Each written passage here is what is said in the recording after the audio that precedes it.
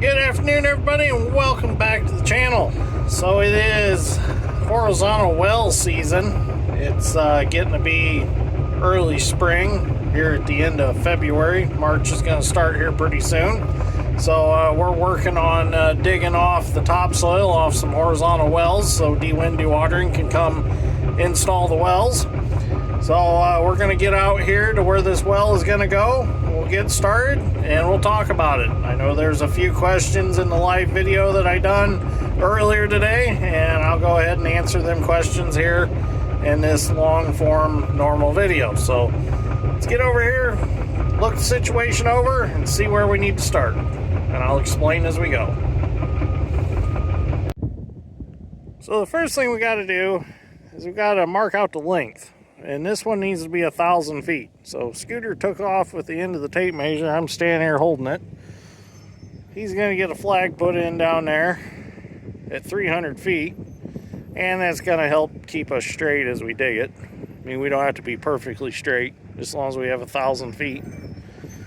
So Dad actually took the truck and drove a straight line for me to follow, and for George to follow. Alright, let's go measure out another 300 feet until we get 1,000. Well, I'm going to start digging here. I've already started a little bit, and I thought I better start a video. So what we're doing is we're going to start stripping this topsoil off, and we are going to start digging basically a trough. And this trough is going to catch all the pure white sand that comes up from the trenching process.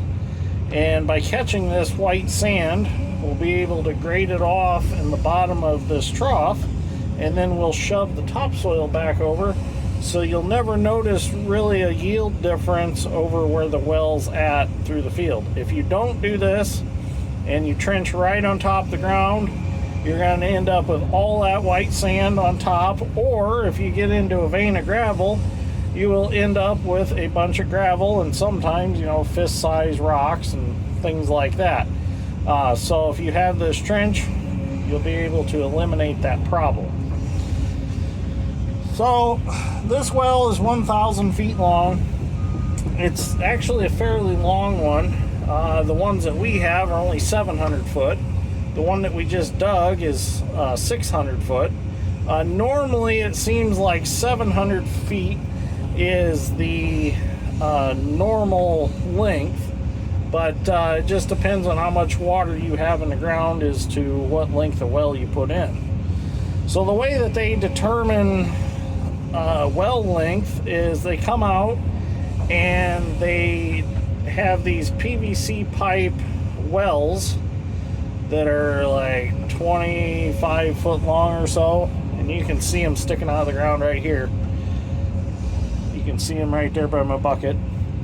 All they are is a PVC pipe. I think they're 2-inch, and they have a sand screen on the end, and it's a special screen that when they put water through it, at the end of it, it has a ball that pushes out, and it acts as a jet, and it actually jets down in the ground, just like taking a garden hose when you're a little kid and shoving it down in the ground and blowing a hole in the dirt.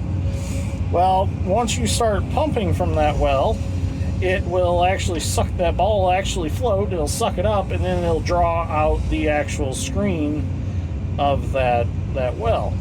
So what they do is they jet wells throughout the length of the well, and then they start pumping them, and they start timing the amount of water coming out, and that's how they determine the gallons per minute and how long to make the well to support whatever irrigation system they're trying to feed.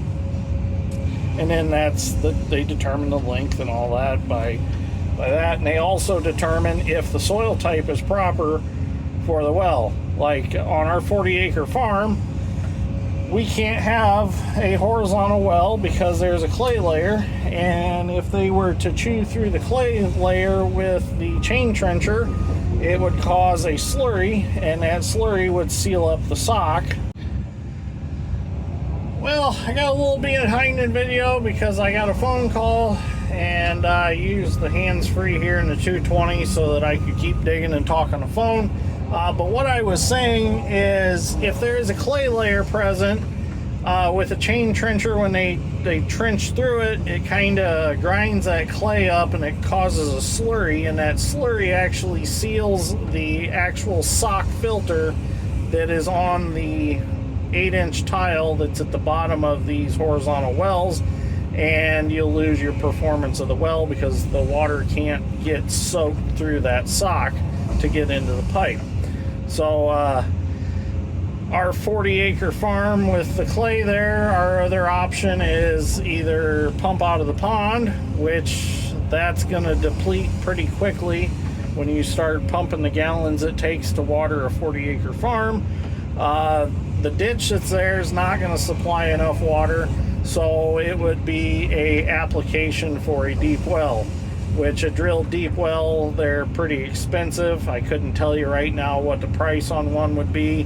It's definitely larger than your normal house well.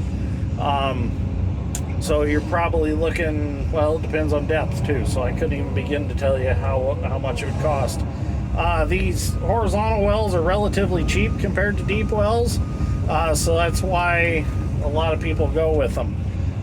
If you have the right scenario like we do at my parents' place at our shop, those two wells are 700 feet long, and they are in a pea gravel layer with plenty of water around it. So they've got plenty of water to absorb and plenty of water for us to pump out of them.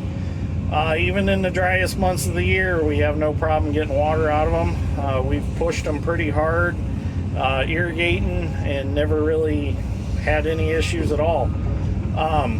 We do have a farm that's got one on it, and it doesn't have the best water available, and that one we have to let rest for a while and regenerate the water underground. It's got a flow to it underground. So another thing, the way these work is you have a standpipe at the end with an elbow on it. That elbow is 20 foot deep in the ground. The standpipe's about 20 foot tall. The trencher will set in, it'll grind down in, cut a trench. They will stop, and they will release that standpipe with the elbow on it. The elbow has the tile attached to it, and then once he releases it, he will start backing up with the trencher and leave the standpipe stand there. Now the standpipes are either made out of steel or they're PVC. You can pump out of them two ways. One way is you can actually connect a irrigation pump right to that PVC pipe like we do on ours with a specialized fitting, and you can suck right out of that casing with the pump from the top. Or you put a steel casing in, you can drop a submersible pump in the bottom. You can either run that with a gear head at the top and run it off of a power unit, such as like a John Deere 4045T with a PTO and a clutch, and you can pump out of it that way, or you can drop a electric submersible down in it, and you can pump water from the bottom up with that also. I believe if you do the submersible pump, you can still use the PVC casing. But if you use the mechanical type with the gear head, it's got to be a steel casing to support the weight of the gear head. Ours at home, we just suck out of them like they're a drinking straw. So the phone call that I got was actually from a building company out of Valparaiso, Indiana, O'Connor Builders. I found out that they are a K-building dealer, and I'm wanting to put up a K-building for my shop. I went to the K-building booth at the Fort Wayne Farm Show, and I met a gentleman there, and he had designed the building for Brian's farming videos, and I got some information on the buildings, and I really like the way they work because they're simple. They are like a steel truss, and the steel trusses go from the floor all the way up around the ceiling and back down the other side. And all you do is you stand those up, you anchor them to your concrete, and then you bolt 2x8s into their pockets that they have made on the trusses. So you go through, you stand up all the steel, and then you bolt all the 2x8s in, and then you put your normal pole barn metal on it, and the building looks just like a normal pole barn. And it's actually very easy to build. So I'm like, I like that building system because it's quick, and you know, I got all the equipment that I can set it up. My Uncle Jamie can do all the concrete work for me, and we can put a building together pretty quick. And I can save on all that labor of paying somebody to build it. So I'm going to meet with them next week and go over my building options and see how things go. I might get a kit ordered pretty soon for my new 40 by 60 by 16 shop. My Uncle Jamie wants to pour a 2-foot wall all the way around and set the legs of the building on that wall, and then that would give me 18 feet of headroom. So with a little bit extra concrete, I can get a little bit extra ceiling height. And I kind of like the idea of that also, because then that puts a nice concrete wall at the bottom. So when I wash the floor and things like that, it's not running in the wall and, you know, on the rat board and all that. So won't be any rot or anything. And plus with sparks and things like that from cutting and grinding, it's not going under there and getting into any insulation or wood or anything like that. So I kind of like the idea of that concrete wall at the bottom. Plus that gives me 18 feet of headroom. So that'll be really nice for the combines and things. Or if you need to pick an excavator up with its boom and stick in the shop, you have plenty of room to unroll it and move around. Plus those buildings have kind of like vaulted ceilings basically in between the trusses, so you can use that to your advantage. Well, good morning everybody. It is Monday morning, and we actually started this project last Wednesday afternoon, but we didn't get done with it because we had to get out of here and go do some other things. We're not holding up de-wind dewatering in any way by not getting this project done. They are not scheduled to do this well until sometime this week. We had to go clear a lot off at Bass Lake. Had to take the trees off of it and get all the stumps out and everything so that the gentleman that bought it could put a nice retirement vacation home there. So the weekend was kind of busy, so I didn't get a chance to come dig this off or the rest of it. Ended up having to take the gleaners to a friend of mine's and pick off some corn for him that didn't get picked last fall because it was just too wet. Moisture of the grain and the field. He thought that he could pick it all for ear corn and just couldn't get over it. And plus he got some of the ends picked off and it filled his wagon. So he's like, well, I don't need that much ear corn, so I'll just shell the rest, and whatever we can't get picked off, I'll leave for a food plot. Well, I ended up getting 95% of it picked. The only spot that I didn't get picked is where the sprayer was stuck out there last summer. I didn't want to go down in the holes and get the L2 on track stuck. Took the M3 out there to begin with and ended up stripping the drive coupler on it. So ended up just parking it. Went and got the L2 on tracks and finished it up. I shouldn't say 95%. I got 98% of it picked. So got it almost all of it picked and on the trailer. So anyways, over the weekend, it's getting a little warm in here. Let's adjust this down. I don't know why we're getting hot. We got the sun out the window here. The sun's getting pretty warm since it's March now. But anyways, over the weekend I had time to think about how to explain exactly how these wells work, kind of a principle behind them.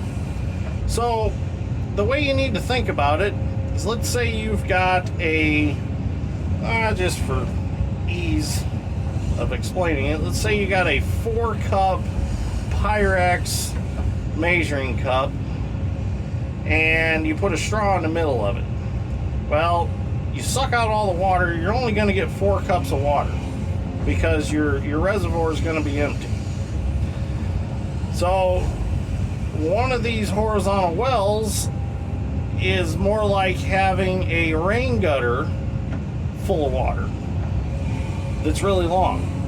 So let's say you've got a rain gutter that's, I don't know how long, let's say you've got a rain gutter that holds like, let's say 20 cups of water. And you lay a pipe down the center of that rain gutter full length. Now you're going to draw all them cups of water to your well instead of sucking out of just that small bowl spot area, if that makes sense. That's how these wells work. They have high capacity because they're so long. You've got such a volume of water because they're so long. You're not just sucking out of a general one pinpointed area. You're sucking a full length of water that is collected underground. And that pipe allows it to come to the wellhead because it's the point of least resistance. So hopefully that helps you understand how these wells work, because I know in the comments before there was a lot of questions on how and why and, you know, the principles behind them. That's basically a very easy way of explaining it. So instead of just having 4 cups of water available, you've got 20 cups available. Now, I don't know what a rain gutter and how much length of a rain gutter it would take to hold 20 cups of water, but you know what I mean. Or another way to look at it is, I don't know if a lot of you are familiar with fish tanks, but I know my mom had fish tanks that had a plastic piece in the bottom that acted as a open space under the aquarium gravel, and that allowed the pump to suck and draw down through that gravel and filter, and that the pump worked out of that reservoir down there. That's kind of the same principle as one of these wells also. It's not like you're just sucking out of the center of your fish tank or off to one side to filter that water. You're drawing from the whole surface area under that fish tank. I guess that's another way to look at it. So basically, the longer the well, the higher the capacity. Shorter the well, the shorter the capacity. Just like when they put deep wells in, they go super deep. So for one, they can get into different layers of water. And two, they can get deep enough that it gives them a huge funnel to draw that water to the end of that well down there at the bottom. Because you gotta remember, you're not straight down, you're getting water from like this down to that well. And that's the same principle with these, but it's a long V shape.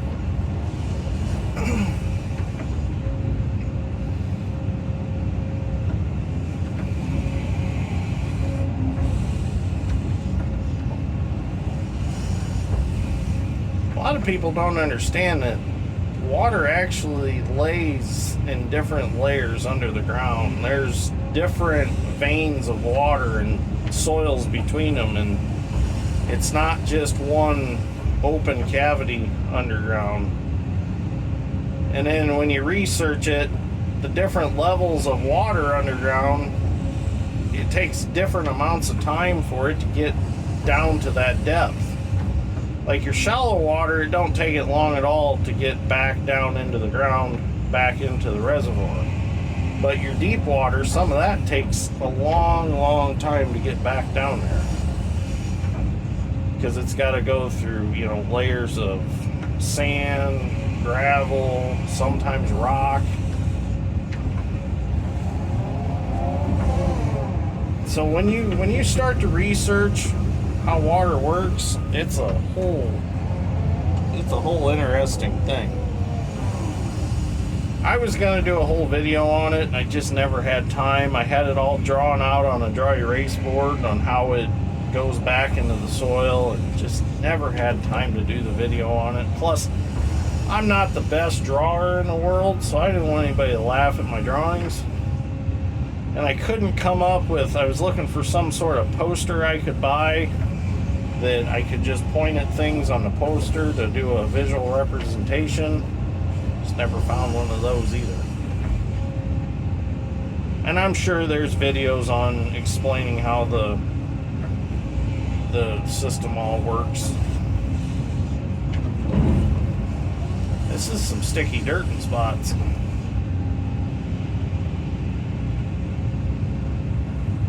So I actually talked to Mike, the guy that runs the trencher, in the comments on the live video, and he said as long as he's got a foot of white sand or soil between him and the water, he's got plenty of footing with the machine, and he doesn't worry about getting stuck. But if he's right down on top of the water, he said, then it's an issue. I never thought I could go stick a tape measure like he told me down the well and check the water depth.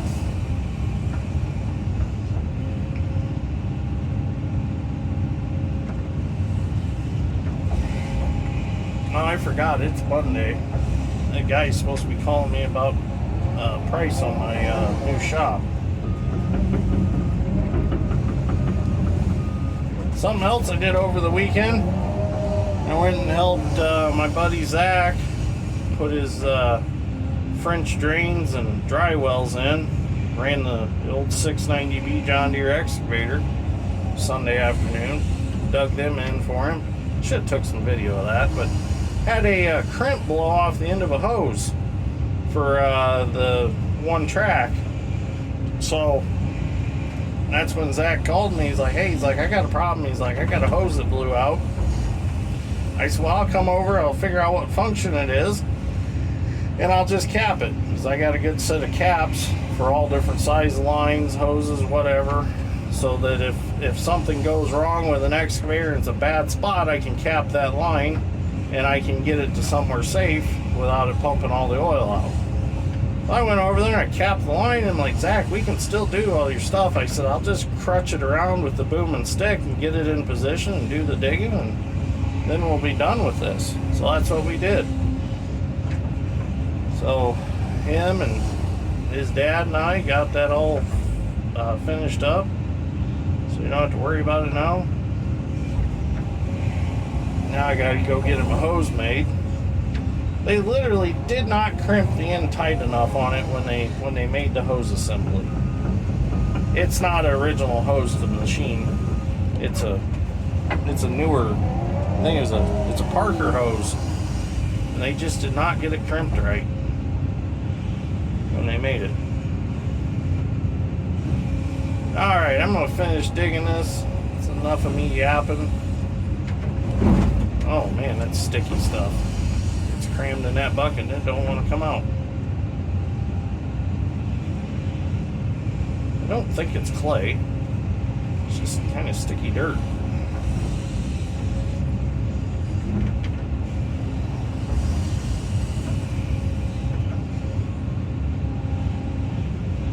This will be real nice. Get this well put in, and then we'll come and push all this back shut like it never even happened.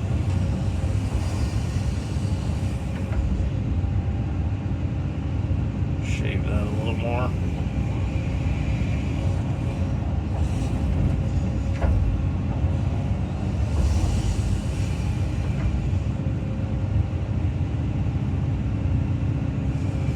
Alright, we'll finish digging.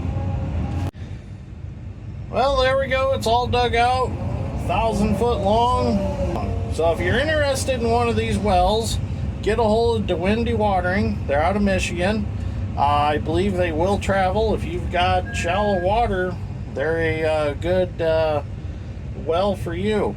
So just get a hold of them, and they're on social media. All you gotta do is look up DeWind Dewatering or Google their name, and it'll pop up, and they will take care of you. So anyways, we're going to get out of here. We are done. Believe it or not, the 220 is going to go back to the shop, and we're going to get that work brow hydraulic thumb put on it. It's supposed to rain tomorrow, so we're going to take advantage of that day to get that thumb on. We're going to need it here pretty soon, so I'll be looking forward to a video of putting a thumb on it. I know it's been a long time coming. I've been putting it off for quite a while, but it is time that it gets put on. So, all right, thank you for watching. We'll see you all in the next one.